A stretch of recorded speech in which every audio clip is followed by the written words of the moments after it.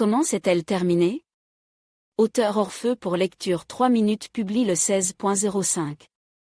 2021 mis à jour le 16.05. 2021 nous assistons à un triangle amoureux classique, une femme aimante, un mari infidèle et une maîtresse rusée. Les époux Marina et Alexander sont mariés depuis 15 ans et il semblerait que tout soit merveilleux dans la famille, mais la vie des époux est gâchée par l'absence d'enfants. Les médecins diagnostiquent une infertilité due à l'incompatibilité des partenaires, et toutes les tentatives de fécondation in vitro échouent.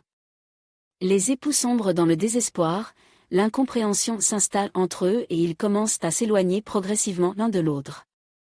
Sacha rencontre une jolie jeune fille dans un club, qui le charme, et il commence à tromper sa femme.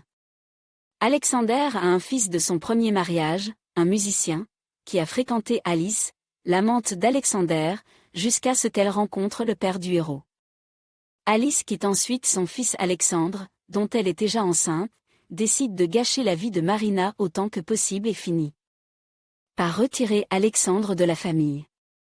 Elle attend un enfant du fils de Sacha, mais lui ment en lui disant qu'il est le père. Elle met en scène une scène où Marina, ayant appris que son mari la trompait, lui jette comme un couteau, après quoi l'héroïne se retrouve dans un hôpital psychiatrique. À l'hôpital, suite au stress, l'héroïne perd l'enfant qu'elle portait dans son cœur depuis tout ce temps, mais elle n'a pas eu le temps d'en parler à son mari. Pour sortir de l'hôpital et ne pas aller en prison, Marina doit laisser Alexandre aller chez sa maîtresse et lui confier les affaires de son père, tout en restant pratiquement à la rue. Comment l'histoire se termine-t-elle?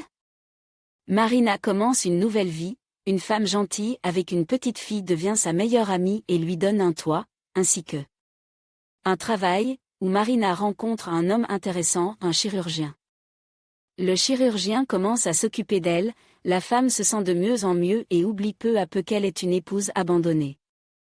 Peu à peu, Marina parvient à démêler les chevaux des mensonges et découvre que l'agression au couteau de la maîtresse de son mari était un faux. Les choses vont mal pour le mari et la maîtresse. Alice donne naissance à un enfant, mais ne veut pas s'en occuper. Elle boit souvent, se dispute avec son mari, est constamment mécontente qu'il soit au travail toute la journée et ne lui accorde pas assez d'attention. Alexander ne tolérait cette situation que pour le bien de son fils bien-aimé et se souvient sans cesse de Marina. Il rencontre par hasard Marina dans la rue, lui propose de reprendre l'affaire de son père, elle refuse et exprime au visage de son ancien mari tous les délits et la vérité sur la façon dont il a été piégé par Alice. Quelques heures plus tard, Alice déposait le bébé chez Marina.